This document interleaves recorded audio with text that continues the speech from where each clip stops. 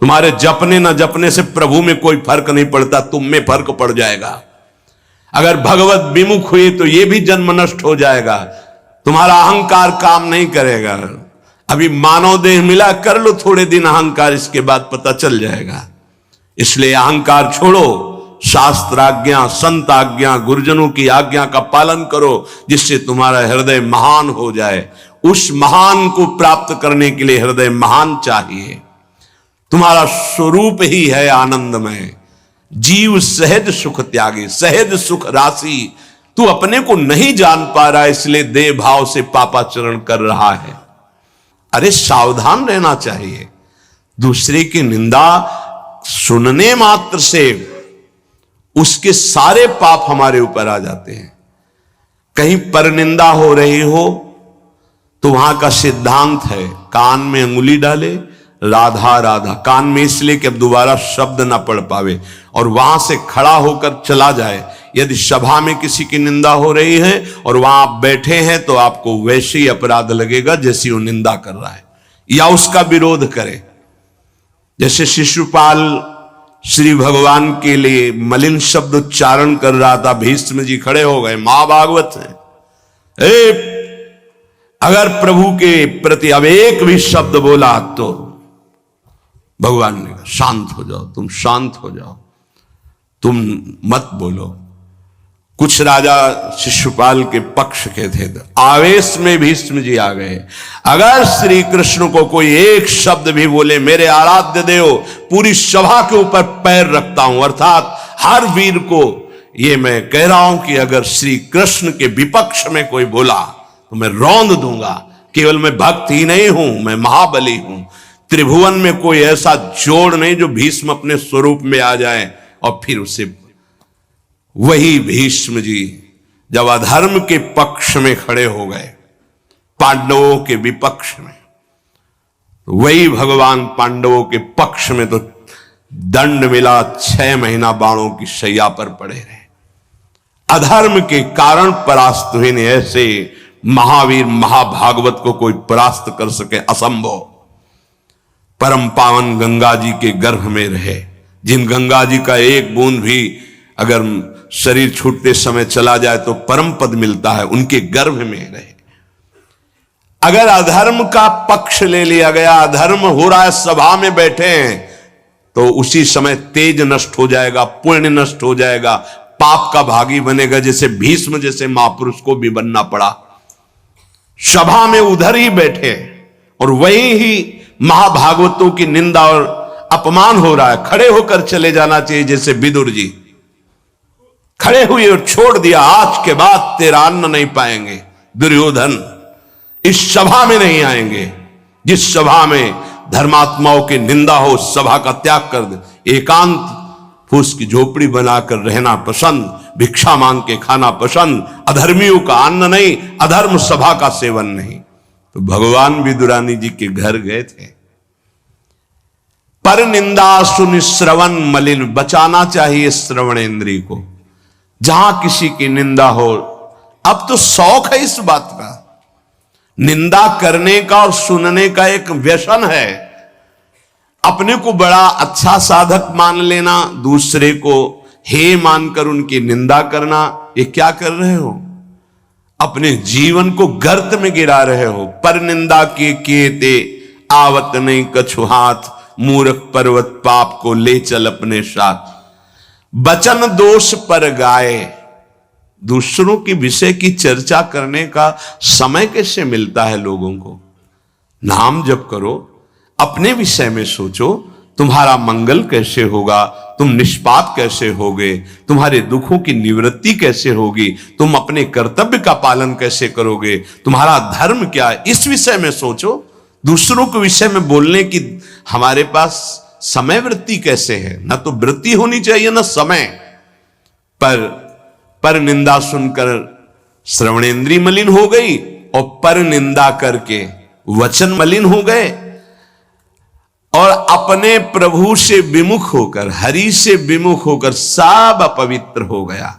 शरीर अपवित्र, इंद्रियां अपवित्र, हृदय अपवित्र, स्वभाव अपवित्र।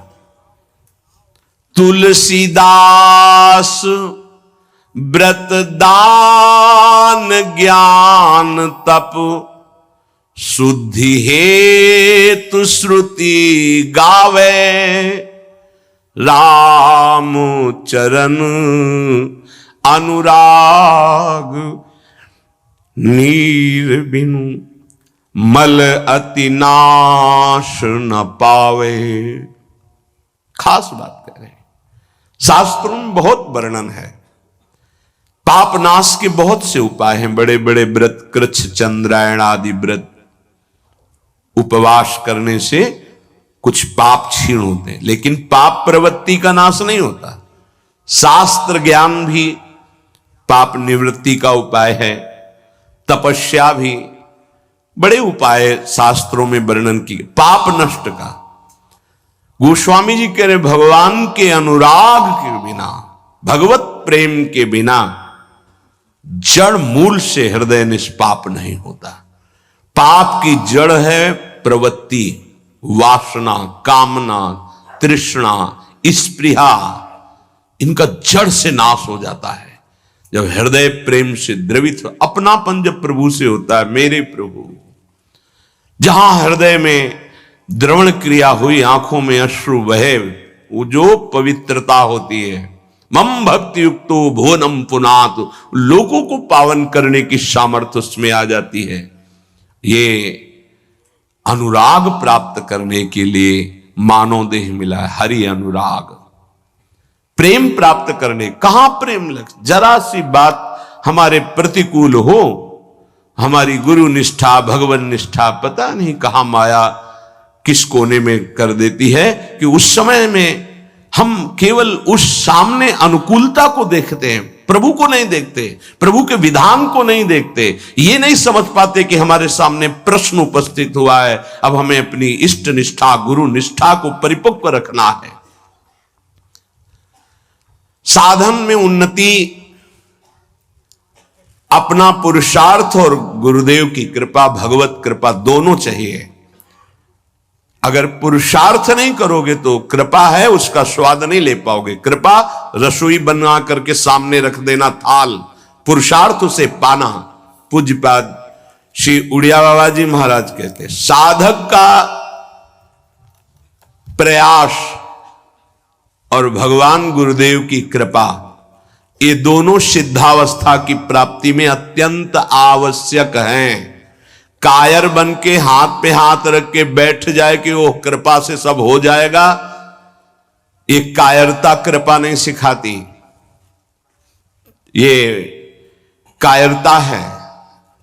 पुरुषार्थ जितना हम में अध्यात्म बल है उसके अनुसार हम चल रहे, बकाया सब कृपा से हो जाएगा, पक्का हो जाएगा। मन क्रम वचन छाड़ी चतुराई और भजत कृपा करिहे रघुराई। मन से, वचन से, कर्म से ये चतुरता छोड़ो, अब सब कृपा से हो जाएगा। तो तुम प्रमाद करो और तुम्हारे ऊपर कृपा का प्रभाव जागृत हो जाए, ऐसा कभी नहीं देखा गया। जितना आप में सामर्थ्य मिली उसको लगाओ, शेष चिंता मत करो, कृपा पूरी कर देगी, पर आपको लगना होगा। साधक का पुरुषार्थ, निज चेष्टा और भगवत गुरु कृपा, ये सिद्धावस्था को प्राप्त कराती है।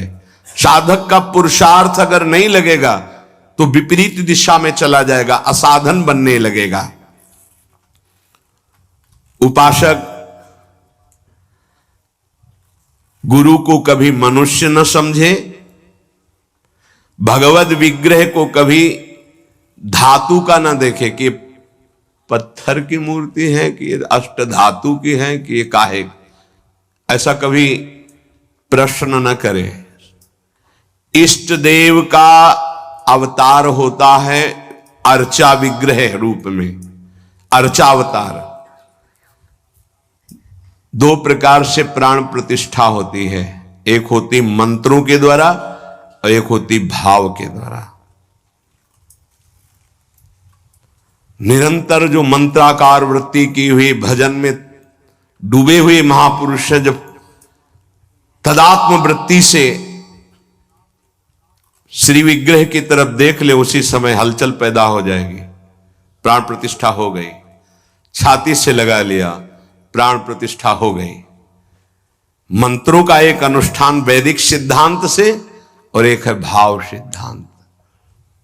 धन्ना जाट के भांग के बट्टा में कोई प्राण प्रतिष्ठा मंत्र से नहीं हुई, भाव से भगवान प्रकट हो गए थे। सिलपिल्ले बाई के भाव से भगवान प्रकट। जब हम अपने प्रभु को अपने प्रभु की भावना से प्यार से देखते हैं तो वहीं प्रकट हो जाते हैं। जैसे खंभा फोड़कर नरसिंह भगवान प्रकट हो गए प्रहलाद जी के लिए, भाव से देखा। नामदेव जी ने तो कुत्ते से भगवान प्रकट हो गए, भाव से देखा भूत से भगवान प्रकट हो गए। तो फिर श्री विग्रह में भगवान नहीं प्रकट हो जाएंगे जब भक्त भाव से देखेगा। और भाव ना हो तो भगवान में भी भगवान नहीं दिखते। दुर्योधन को कहां दिखते थे? दुर्योधन दुशासन इनको नहीं दिखते थे, भगवान में भी भगवान नहीं दिखते। गुरु को मनुष्य समझना, भगवद विग्रह को धातु या पाषाण का समझना, गुरु मंत्र को साधारण शब्द समझना, चरणोदक को सामान्य जल मानना, भगवत प्रसाद को भोजन मानना, अन्न मानना, साधु की जाति पर दृष्टि रखना, ये उपासक को सावधानी पूर्वक त्याग कर देना चाहिए। ये उपासना के बड़े विघ्न हैं। यदि ऐसा भाव बना रहेगा तो उपासना सिद्ध नहीं होगी। कभी कभी चूक हो जाती है। प्रसाद में अन्न या फल दृष्टि नहीं रखी जाती, सिर्फ प्रसाद। और वैष्णव पद्धति है, प्रसाद का किनका मुख में अगर डाल लिया जाए तो कोई भी व्रत भंग नहीं होता, चाहे निर्जला ही क्यों न हो। भगवत प्रसाद में ये भाव नहीं रखा जाता कि ये अन्न है या अमुक वस्तु है, नहीं। प्रसाद में यदि भोजन अन्न वस्तु, आज अन्न है तो कल प्रसाद कैसे हो जाएगा? प्रसाद तो सिर्फ प्रसाद है और उसका किनका डालने से हर व्रत की पूर्णता होती है। चरणामृत, जैसे जो लोग नहीं जानते, वो जब बटता है तो बोले थोड़ा जल हमको भी दे दीजिए। जल नहीं है, चरणामृत है।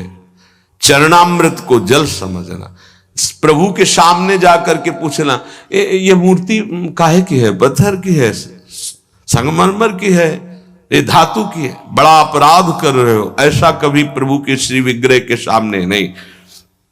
ये संत किस जाति के हैं? ऐसा कभी नहीं। गुरुदेव साक्षात परब्रह्म तस्मै श्री गुरुवेन, ऐसा भाव कहां हो पाता है? परब्रह्म परमात्मा भाव गुरुदेव पर हो पाना है तो बड़ी मुश्किल की बात है। यहां तो साधु भाव ही हो जाए बहुत बड़ी बात है कि ये संत है। पूर्ण मनुष्य बुद्धि बनी रहती है। इसीलिए हमको अपने गुरुदेव में आराध्य देव नहीं दिखाते, नहीं तो गुरुदेव अपने स्वरूप को ही तो दिखाने के लिए विराजमान है। इसमें शिष्य के नेत्र की बात है। गुरुदेव तो कृपाल हुए हैं। जब हरिव्यास देवाचार्य जी अपने गुरुदेव के पास आए तो जब शिष्यत्व की बात की तो उन्होंने कहा तुम्हें कुछ दिखाई दे रहा है? बोले नहीं, जाओ 12 वर्ष गिरिराज जी की परिक्रमा। फिर आए, राधे राधे। अब कुछ दिखाई दे रहा है? बोले नहीं, फिर जाओ 12 वर्ष। 24 वर्ष राधा राधा रटते हुए गिरिराज जी की परिक्रमा लगाई। जब आए बोले अब दिखाई दे रहा? बोले हाँ, आपकी गोद में प्रिया प्रीतम विराजमान है। ये अब दृष्टि आई। गुरु को मनुष्य मानना, प्राय मनुष्य ही मानते हैं। हमें लगता है कि 1000 में कोई 1-2 ऐसे होंगे जो ये भाव हो कि गुरुदेव हमारे ब्रह्म हैं। छवि या मूर्ति विराजमान करके तो पूजा सब करेंगे, लेकिन मनुष्य बुद्धि या बहुत संत बुद्धि, उसमें भी प्रश्नवाचक चिन्ह।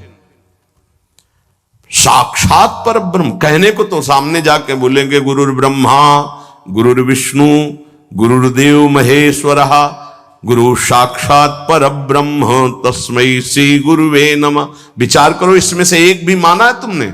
गुरु को ब्रह्मा माना है या हरि माना है या शिव माना है या साक्षात पर ब्रह्म माना है? बड़ा मुश्किल है। केवल कह देना अलग, बोले होना भी तो चाहिए साक्षात पर ब्रह्म। केवल बातों से कोई पर ब्रह्म थोड़ी हो जाता है। तो पाषाण में पर ब्रह्म था क्या? वो तो अव्यक्त था, तुम्हारे भाव से व्यक्त हुआ ना। तुमने परब्रह्म की भावना की तो मुस्कुराता हुआ ब्रह्म प्रकट हो गया। तो गुरुदेव तो चैतन्य ब्रह्म है। आपकी भावना यदि हो जाए, कुत्ते से विट्ठल भगवान प्रकट किए, तो भावना ही तो की प्रभु प्रभु सूखी मत खाओ, थोड़ा घी रोटी मिला, नाथ आपके लिए ही तो है।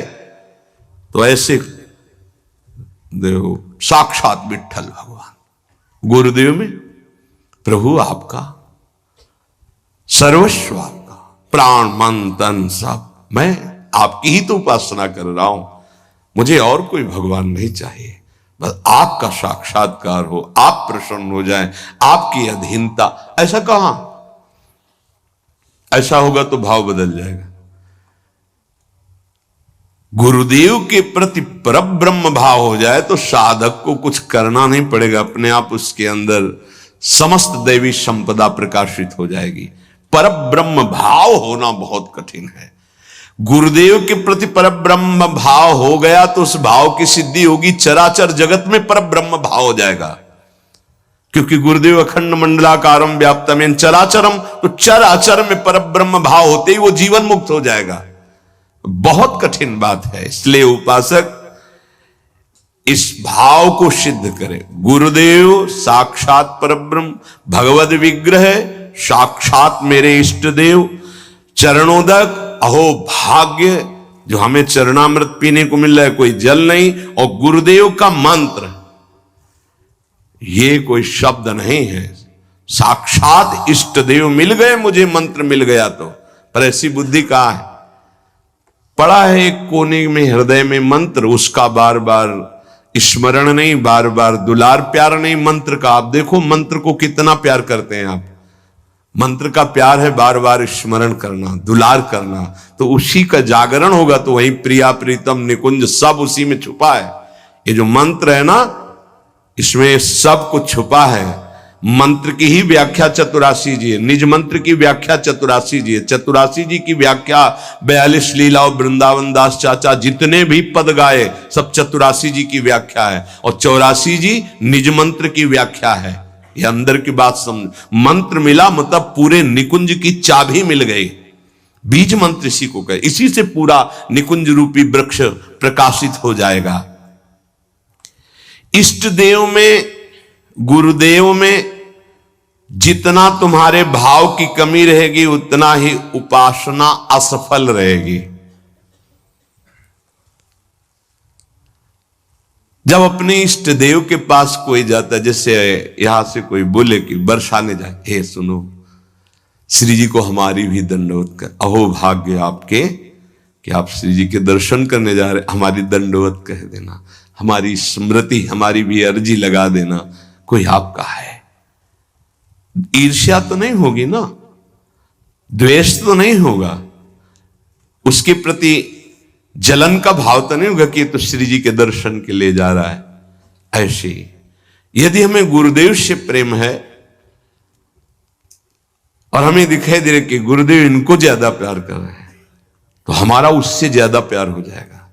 आपके हो भाग्य, कभी हमारी भी स्मृति दिला देना, गुरुदेव को ये प्रदान कर देना।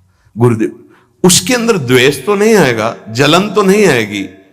जब मनुष्य बुद्धि होगी तब जलन होने लगेगी, तब ईर्ष्या जागृत हो जाएगी। नापना चाहिए अपने हृदय में कि गुरुदेव के प्रति मनुष्य बुद्धि का लक्षण है, साधु बुद्धि का लक्षण है, या साक्षात पर ब्रह्म का लक्षण है। इतनी गोपी जन थी, क्या किसी को किसी के प्रति ईर्ष्या थी क्या? एक साथ बैठकर सब कात्यायनी की उपासना, एक साथ यमुना स्नान, एक साथ अनुष्ठान श्री कृष्ण को प्रीतम रूप में प्राप्त करने का।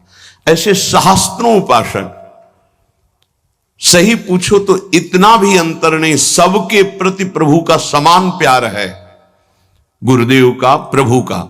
पर जो जितना प्रभु मानेगा, जितना अपनापन करेगा, वो दूर रहकर भी अनुभव करेगा कि गुरुदेव का, इष्ट देव का हमारे प्रति सबसे अधिक प्यार है। यह सबको अनुभव होगा। यदि आप पवित्र हृदय से, भगवत भाव से, तो आपको यह अनुभव होगा कि देखो, देखें या ना देखें, बोले या ना बोले, मिले या ना मिले, लेकिन मेरा हृदय कहता है कि गुरुदेव, इष्टदेव सबसे ज्यादा मुझे प्यार करते हैं। ये भगवत भाव में रहता है। इष्टदेव और गुरुदेव की परिपूर्णता के भाव में जितनी कमी रहेगी, उपासना उतनी कच्ची रहेगी।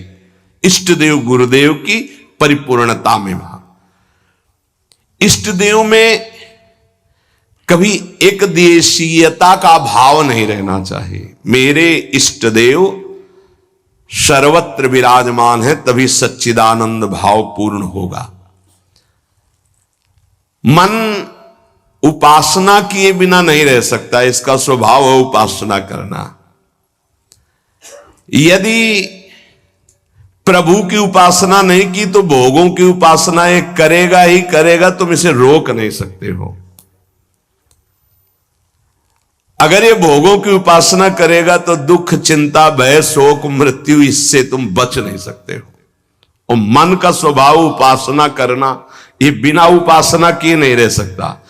यदि प्रभु की उपासना नहीं की तो विषय की उपासना करेगा, इसलिए बचाओ इसको विषय उपासना से और प्रभु की तरफ लगा दो। तो बोले ये जानते हुए कि ये विषय उपासना पाप कराएगी, फिर भी हम इसे क्यों नहीं रोक पाते? तो श्री भगवान कह रहे हैं कि तुम्हारा ज्ञान 3 तरह से ढक गया। पहला, अग्नि में जैसे धुआं पर अग्नि है अर्थात ज्ञान है, पर धुआं हट जाए तो सही ज्ञान दिखाई दे, ऐसे पहली स्थिति उपासक की विषय उपासना की तरफ, काम वासना की तरफ जब होती है, उस समय एकदम वो ज्ञान जागृत करने के लिए सत्संग आदि का सहयोग तो बच जाएगा। नहीं, दूसरी आती दर्पण में मल की तरह, अब उसमें बड़ा प्रयास करने पर। तीसरी आती है जेर में ढका हुआ गर्भ, अब उसमें समझ में ही नहीं आता कि क्या ठीक है क्या नहीं ठीक है, जो वासना आई वैसी क्रिया हो गई। आवृतम ज्ञान में तेनो ज्ञानिनो नित्य वैरिणा काम रूपेण कौन्तेय दुष्पूरेणानलेन च। हे कुंती नंदन, ये काम अग्नि है, ये कभी तृप्त होने वाला नहीं है। जैसे अग्नि में धीरे धीरे घी डालो तो भड़केगी, वो शांत नहीं होगी। ये ज्ञानियों का बहुत बड़ा दुश्मन है, तो अज्ञानियों का मित्र है।